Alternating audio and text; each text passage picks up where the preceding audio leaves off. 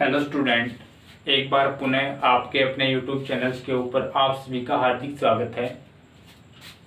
हम कर रहे थे ऊर्जा संसाधनों के बारे में, और ऊर्जा संसाधनों के अंतर्गत हमने पहले बताया था कि ऊर्जा संसाधन मुख्य रूप से दो प्रकार के होते हैं। एक तो होता है परंपरागत और एक होता है गैर परंपरागत या अपरंपरागत ऊर्जा के संसाधनों। तो परंपरागत के अंतर्गत हमने सबसे पहले किया था कोयले के बारे में, फिर पेट्रोलियम, प्राकृतिक गैस, परमाणु ऊर्जा, ये सब कुछ हमने पहले कर लिया था। आज हम ऊर्जा संसाधनों का जो सेकंड पार्ट है उसको करने जा रहे हैं, और वो है अपरंपरागत।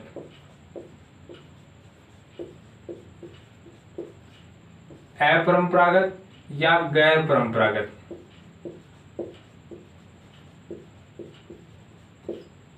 ऊर्जा संसाधन, ठीक है, हम इसको करेंगे आज। और इसके जितने भी गैर परंपरागत ऊर्जा के संसाधन हैं उन सभी के बारे में चर्चा करेंगे। वो कौन कौन से हैं, पहले ही हमने उसके ऊपर चर्चा की थी कि गैर परंपरागत ऊर्जा के संसाधन कौन से होते हैं, कि वे सभी संसाधन जिनका उपयोग हम पिछले कुछ समय से ही करने लगे हैं, यानी कि जिनका उपयोग काफी लंबे समय से नहीं करते आ रहे, पिछले कुछ समय से ही जिनका उपयोग है वो बढ़ा है। सबसे पहले उसमें बताया था हमने कि सौर ऊर्जा,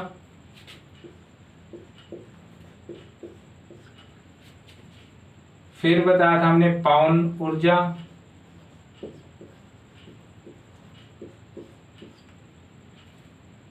फिर बताया था हमने ज्वारीय ऊर्जा,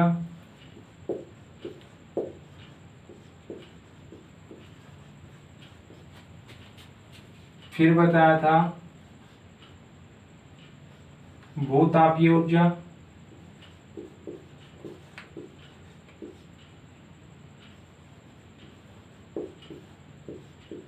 और जो फिफ्थ जो हमने बताया था वो था जैव ऊर्जा, या ऐसे बोल सकते हैं बायोगैस। इस प्रकार से जो ऊर्जा के गैर परंपरागत संसाधन हैं उनके अंदर ये जो 5 संसाधन हैं उनकी चर्चा की जाती है। सौर ऊर्जा, पवन ऊर्जा, ज्वारीय ऊर्जा, भूतापीय ऊर्जा और जैव ऊर्जा या बायोगैस जिसको बोलते हैं, ठीक है। इनका एक एक करके अध्ययन करेंगे। सबसे पहले हम बात करेंगे सौर ऊर्जा की। सौर ऊर्जा ऊर्जा का एक गैर परंपरागत या अपरंपरागत संसाधन है। इसका प्रचलन पिछले काफी समय से नहीं हो पा रहा था, पिछले कुछ समय से इसका उपयोग बढ़ा है। सौर ऊर्जा कैसे बनाई जाती है? सौर ऊर्जा के लिए फोटोवोल्टिक सेल का उपयोग किया जाता है। फोटोवोल्टिक सेल क्या होती हैं? जो प्लेट होती है छतों के ऊपर रखी होती है, ऐसे ऐसे, वो होती है फोटोवोल्टिक सेल।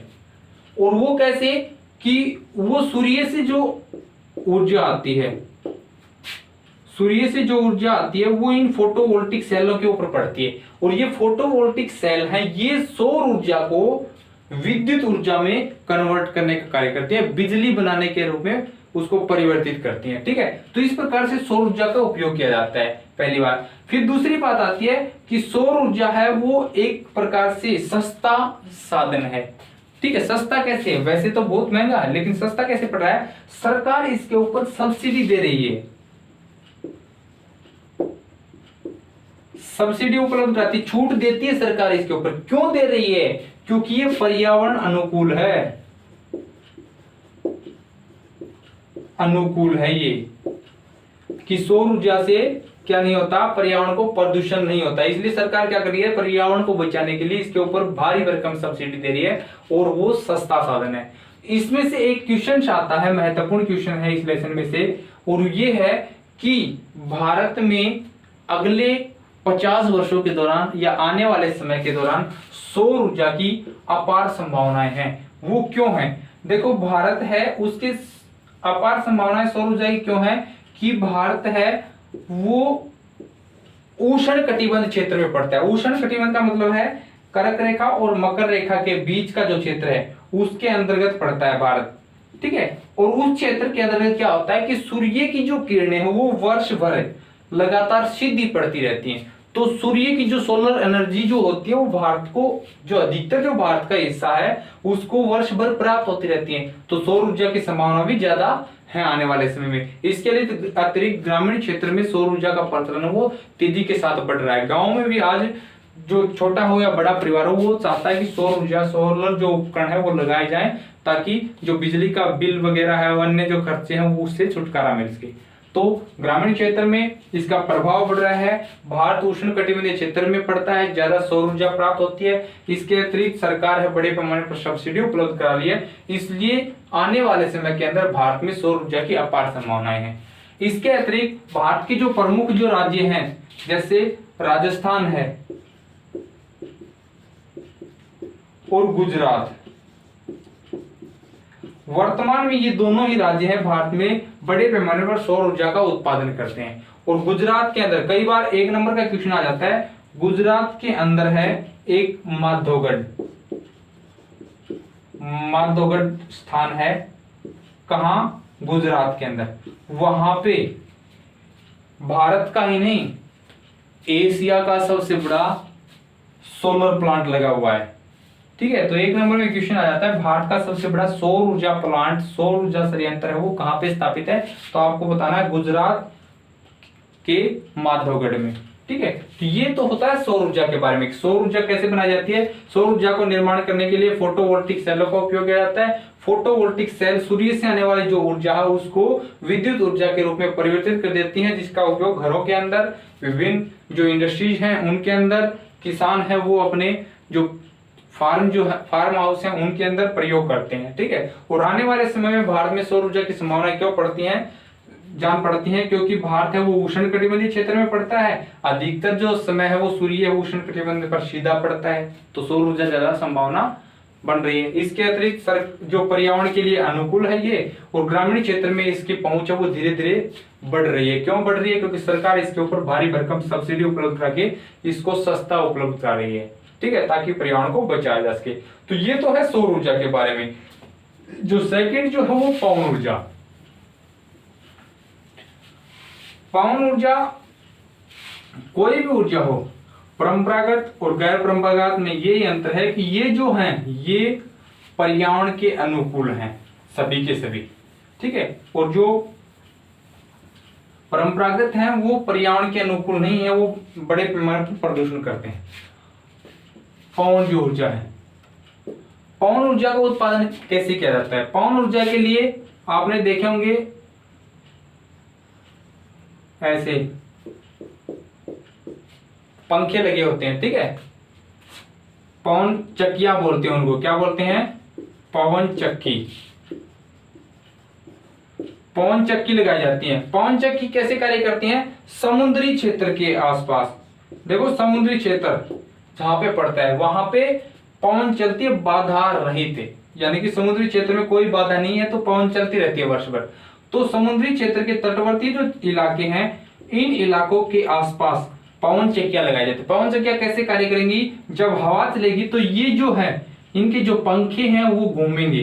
ठीक है, और जो ये पंखे घूमेंगे पवन चक्कियों के, तो इनके घूमने से नीचे जो है टरबाइन लगे होते हैं, वो टरबाइन इन पंखों के घूमने से वो टरबाइन घूमते हैं, और वो टरबाइन घूमते हैं जैसे जनरेटर घूमता ना, जनरेटर कार्य करता है, उससे विद्युत उत्पादित की जाती है, वैसे ही टरबाइन घूमता है तो विद्युत का उत्पादन होता है। ठीक है, पवन चक्कियों के माध्यम से विद्युत का उत्पादन किया जाता है इससे, और ये भी एक प्रकार से पर्यावरण के लिए अनुकूल माना जाता है। ठीक है, इसके अतिरिक्त भारत में यह भी एक महत्वपूर्ण क्वेश्चन है, भारत के अंदर कच्छ में, कच्छ कहां है? वहीं गुजरात में। भारत में बड़े पैमाने पर पवन ऊर्जा संयंत्र लगा हुआ है। ठीक है, तो भारत का सबसे बड़ा पवन ऊर्जा संयंत्र कहां पे है? कच्छ, गुजरात के अंदर। वो चीजें याद रखनी है, और कैसे उत्पादित किया जाता है वैसे आ जाए, लेकिन यहां से ज्यादा संभावना बनती है एक नंबर का क्वेश्चन की। थर्ड जो है वो क्या है? वो है ज्वारीय ऊर्जा। ज्वारीय ऊर्जा कैसे पैदा की जाती है? ज्वार भाटा का नाम सुना होगा आपने। ठीक है, ज्वार भाटा क्या होता है? सूर्य चंद्रमा के गुरुत्वाकर्षण बल के कारण समुद्री जल का ऊपर उठना और नीचे गिरना। ऊपर उठता उसको ज्वार, नीचे गिरता उसको बाटा कहते हैं। ठीक है, तो समुद्री क्षेत्र के अंतर्गत हम भारत की बात करें, ठीक है, तो भारत के कुछ क्षेत्र हैं, जैसे यहां पे गुजरात में कच्छ की खाड़ी है, खंबात की खाड़ी है, यहां पे ज्वार भाटा आते हैं। तो इस क्षेत्र में क्या करते हैं, यहाँ पे बांध बना लेते हैं, बांध का निर्माण कर लेते हैं। जहां पे ज्वार भाटा आता है, एक संकीर्ण सा क्षेत्र है, तो ज्वार भाटा आएगा, ज्वार आएगा तो पानी क्या करेगा, ऊपर उठेगा। तो इस संकीर्ण क्षेत्र में पानी ऊपर उठेगा, तो ये बांध बना लिया तो पानी इस बांध के अंदर समा जाएगा, इकट्ठा हो जाएगा। ठीक है, और भाटा आएगा तो वो पानी वापिस झटका मारेगा। ठीक है, और वो झटका लगेगा तो इसके अंदर जो गेट होते हैं, उन गेटों से जब पानी जाता है तो वहां पे भी पानी के अचानक से बहाव के कारण यहाँ पे भी पवन चक्कियों में जो टरबाइन लगाए जाते हैं, वो टरबाइन यहाँ पे भी लगे होते हैं, और वो पानी के प्रेशर के कारण क्या करते हैं, वो घूमते हैं वो टरबाइन। ठीक है, और उनके घूमने से विद्युत का निर्माण किया जाता है। ठीक है, ज्वार ऊर्जा का निर्माण किया जाता है। तो ज्वार भाटे के कारण ज्वार जब आता है तो पानी है वो बांधों के अंदर इकट्ठा कर लिया जाता है, और भाटे के कारण वो पानी वापिस गेटों के माध्यम से निकलता है। तो गेटों पर क्या टरबाइन लगे होते हैं, और टरबाइन जब घूमते हैं तो क्या विद्युत पैदा की जाती है, बिजली बनाई जाती है। ठीक है, भारत में ज्वार ऊर्जा कहाँ पे संभावना है, एक तो है कच्छ की खाड़ी और एक है खंबात की खाड़ी। ये दो क्षेत्र हैं, खंबात की खाड़ी वो नीचे है, कच्छ की खाड़ी है ये दोनों के बीच में है। ठीक है, इन दोनों ही क्षेत्रों में भारत में बड़े पैमाने पर ज्वार ऊर्जा प्लांट है वो लगे हुए हैं, यहाँ पे बांध बनाए गए जहाँ पे ज्वार ऊर्जा है वो पैदा की जाती है। नेक्स्ट जो है वो क्या है, भूतापीय ऊर्जा। भूमि की जो ताप है, हमने पहले ही पढ़ा था, 9th क्लास में पढ़ते हैं कि समुद्र तल से ऊपर की तरफ जाते हैं तो 165 मीटर पे 1 डिग्री सेल्सियस टेम्परेचर है वो क्या हो जाता है, कम हो जाता है। ठीक है, और नीचे की तरफ जाते हैं तो क्या होता है, 32 मीटर पर 1 डिग्री सेल्सियस टेम्परेचर वो बढ़ जाता है। यानी कि नीचे जाते हैं तो तापमान बढ़ रहा है और ऊपर जाते हैं तो घट रहा है। तो इस बात का ध्यान में रखते हुए भूतापीय ऊर्जा कैसे कार्य करती है कि धरातल के नीचे जो जल मौजूद है, ठीक है, वो जल ठंडा मिलेगा या गर्म। देखो नीचे की तरफ जा रहा है टेम्परेचर बढ़ रहा है, ऊपर की तरफ जा रहा है कम हो रहा है, यानी कि नीचे जो जल मौजूद है, धरातल के अंदर जो जल मौजूद है वो गर्म होता है। ठीक है, क्यों, क्योंकि तापमान उसका ज्यादा होता है, और इस जल के गर्म होने से इसके अंदर जो ऊपरी जो हिस्सा है इसमें वाष्प बन जाता है, भाप बन जाती है। ठीक है, जो गर्म भाप जो होती है वो होती है। जैसे फॉर एग्जाम्पल के तौर पे हम क्या करते हैं, खाना बनाते हैं कुकर के अंदर खाना बनाते हैं, तो जो सब्जी जो ही गर्म होगा, जो कुकर है वो गर्म होगा, तो उसके अंदर जो पानी है, सब्जी है वो गर्म होगी, और गर्म होने के पश्चात क्या होगा, भाप बनेगी, और भाप है वो जो सीटी होती है ऊपर, उसमें सुराख होते हैं, उसके माध्यम से बाहर निकलती है वो। ठीक है, लेकिन यहाँ पे जमीन के अंदर तो कोई ऐसी सीटी नहीं होती जिसके माध्यम से वो भाप बाहर निकला है। उस भाप को निकालने के लिए क्या किया जाता है, इसके अंदर कूपों की खुदाई की जाती है। जैसे बोरवेल होते हैं ना, ऐसे बोरवेल बनाए जाते हैं। उन बोरवेल के माध्यम से जो भाप बन रही है, जो गर्म भाप बन रही है जल की, उस भाप को बाहर निकाला जाता है। ठीक है, और एक तो कुकर के अंदर से सीटी लगती है, देखो कितनी आवाज आ रही, तो इस भाप को ऐसे निकलने नहीं दिया जाता। यहाँ पे कुछ ऐसे उपकरण लगे होते हैं, वो उपकरण कुछ हद तक विद्युत का निर्माण करने का काम करते हैं। ठीक है, वो भाप है वो या तो टरबाइन को घुमाने का कार्य करेगी, या जो भाप है वो अन्य काम है वो करेगी, उसके माध्यम से क्या करेंगे, विद्युत का उत्पादन होगा। ठीक है, ऐसे भूतापीय ऊर्जा का उत्पादन किया जाता है, यानी भूमि के ताप से ऊर्जा का प्राप्त करना भूतापीय ऊर्जा कहलाता है। इसके लिए भी 1 नंबर का क्वेश्चन जो महत्वपूर्ण होता है कि भारत में भूतापीय ऊर्जा के 2 क्षेत्र कौन से हैं, या सबसे ज्यादा भूतापीय ऊर्जा का उत्पादन कहां पे किया जाता है। एक है मणिकर्ण नामक स्थान है, कहां पे, हिमाचल प्रदेश में।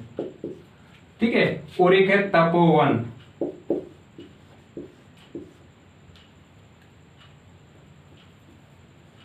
तपोवन नामक जगह है कहां पे, यूपी में।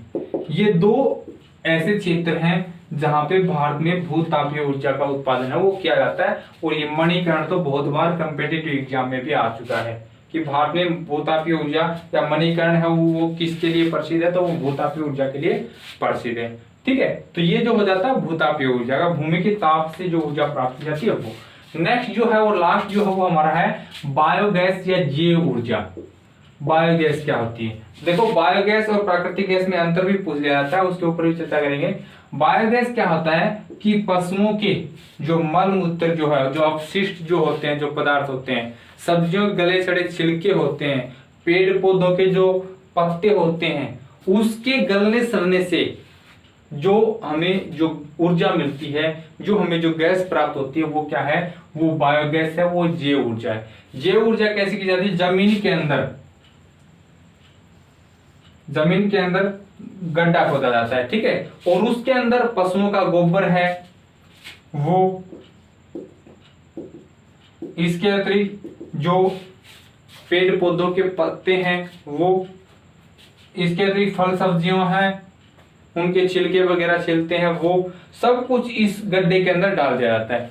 और गड्ढा है वो ऊपर से ढका होता है ऐसे, ठीक है, ढका होता है। और जो इसके अंदर ये डालते हैं, इसके अंदर अलग से जगह होती है, अलग, उसके माध्यम से डालते हैं और उसको बंद कर देते हैं बिल्कुल एकदम से, ठीक है।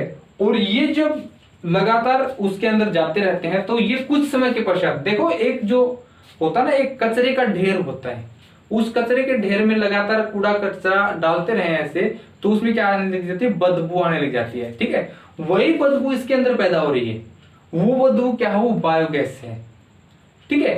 वो जो गैस है एक प्रकार से वो गैस पैदा होती है इस कचरे से, कूड़े कचरे से या पशुओं के मल मूत्र से, उससे जो गैस पैदा हो रही है उस गैस को बोलते हैं बायोगैस। और वो बायोगैस फिर पाइपलाइन के माध्यम से बाहर निकाली जाती है, ठीक है, और फिर वो घरों के अंदर पहुंचाई जाती है, कारखानों के अंदर पहुंचाई जाती है, जिससे देखो खाना बनाने के लिए या अन्य जो चीजें हैं उसके लिए इसका उपयोग है वो किया जाता है बायोगैस का।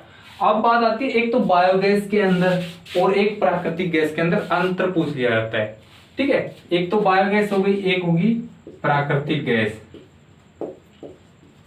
इन दोनों के अंदर क्या होता है, देखो प्राकृतिक गैस है वो प्राकृतिक रूप से जमीन के अंदर पाई जाती है, ठीक है, और बायोगैस वो जमीन के ऊपर गड्ढे खोद कर वहां पे बनाई जाती है, कृत्रिम रूप से पाई जाती है, ठीक है। पहला अंतर तो ये होगा।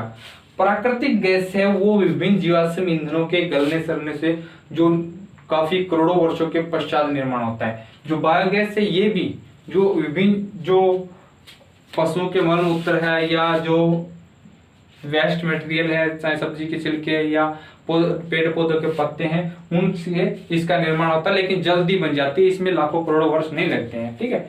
दूसरी ये बायो जो प्राकृतिक गैस है वो पर्यावरण के लिए अनुकूल नहीं है, वो प्रदूषण करती है कुछ हद तक, लेकिन बायोगैस है वो प्रदूषण को कम करने का कार्य करती है, ठीक है। ये तीनों के तीनों आपको उदाहरण ध्यान रखने हैं बायोगैस और प्राकृतिक गैस के अंदर। तो इस प्रकार से ऊर्जा के संसाधनों का हमारा जो लेसन है, ये जो टॉपिक्स है वो समाप्त होता है। इसके अंदर हमने सौर ऊर्जा, पवन ऊर्जा, ज्वारीय ऊर्जा, भूतापीय ऊर्जा और जैव ऊर्जा के बारे में चर्चा की।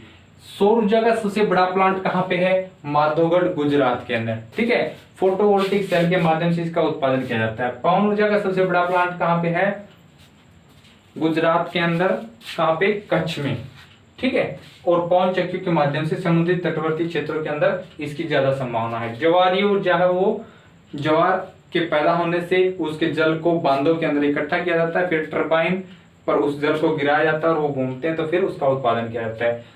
कहाँ पे संभावना है, कच्छ की खाड़ी और खंभात की खाड़ी के अंदर ज्वारीय ऊर्जा की संभावना ज्यादा होती है।